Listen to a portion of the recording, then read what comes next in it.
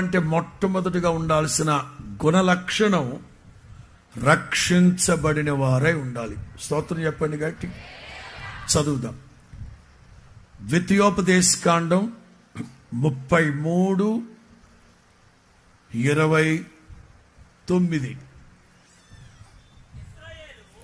ద్వితీయోపదేశకాండం 33:29. ఇశ్రాయేలు నీ భాగ్యం ఎంత గొప్పది, ఇశ్రాయేలు నీ భాగ్యం ఎంత గొప్పది, యెహోవా రక్షించిన నిన్ను పోలిన వాడు. క్రైస్తవ్యానికి మొట్టమొదటి మెట్టు, ప్రాథమిక సూత్రం రక్షించబడిన ప్రజలై ఉండాలి. రక్షించబడిన ప్రజలై ఉండాలి. ఈ పదాన్ని నేను వాడేటప్పుడే